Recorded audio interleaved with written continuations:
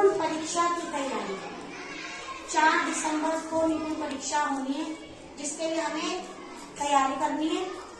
आज ही मैंने कक्षा 2 गणित के एग्जाम्पल तैयार किए हैं, जिस तरह से सवाल उठा सकते हैं।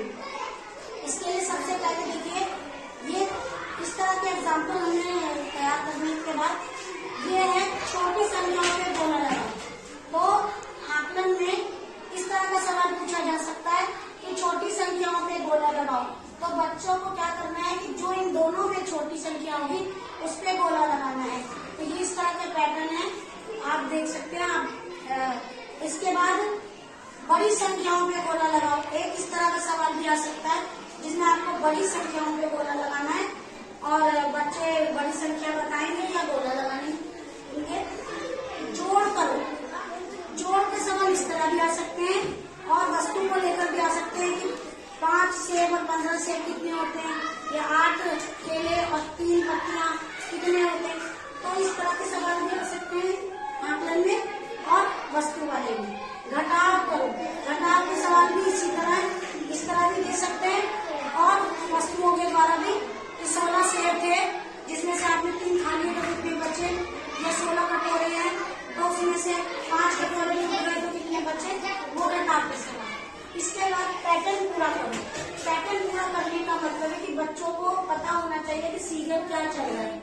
इस तरह के सवाल भी आकलन में आ सकते हैं कि ये 6 गोलियां हैं, ये 5, ये 4, ये 3, यानी कि घटता क्रम हो रहा है। इसी तरह इनको पूरा करना होगा। तो बच्चे बताएंगे यहाँ पर 5 आएगा, यहाँ पे 3 आएंगे, यहाँ 2 आएंगे। एक पैटर्न इस तरह भी आ सकता है कि 5, 10, 15, 20 तो कितनी संख्याएं कूद रहा है वो।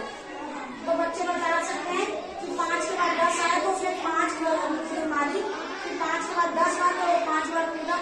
इसी तरह 40 का भी दे सकते हैं कि 10 है तो यहाँ 5 आएगा, यहाँ 15 या 20 और आखिर में 25। इसके बाद पैटर्न इस तरह भी आ सकता है कि ये 4 कोण है, चौकोर, वर्ग, और ये त्रिकोण, ये गोल, फिर चौकोर, फिर त्रिकोण, फिर गोल, फिर चौकोर, त्रिकोण। यहाँ गलत हो गया, सॉरी।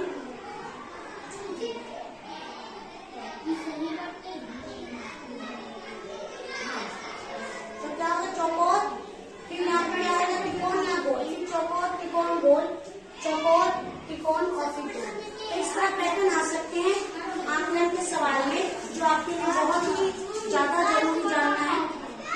इसमें 17, 20 तो कितनी कूद मारा, उसमें कितनी संख्या आगे बढ़ा वो, तो बच्चे इसको समझेंगे और फिर आकलन जब होगा तो वो उसका जवाब देंगे। एक सवाल इस तरह का भी आकलन में देखा गया है कि 20 सेबों को 5 टोकरियों में बराबर कर दो।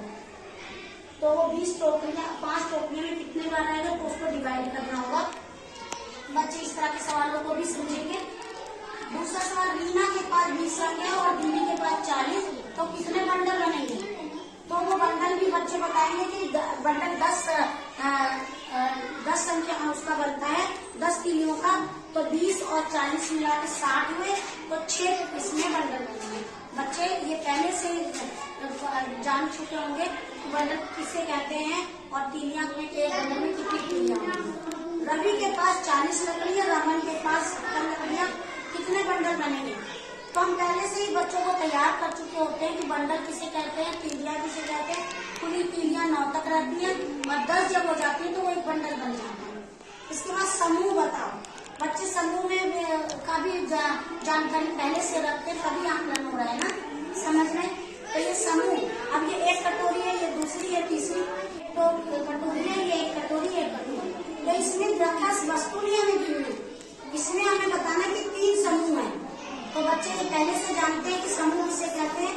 यहाँ पे ये 3 समूह, 4 समूह। इसी तरह समूह बताने हैं कि ये वीडियो आप लोगों के लिए फायदेमंद होगी और इस पैटर्न से आप बच्चों को आकलन कराने के लिए तैयार करेंगे तो आपके बच्चे जरूर निपुण होंगे और हर स्कूल निपुण, हर जिला निपुण, हर यूपी निपुण हो जाएगा।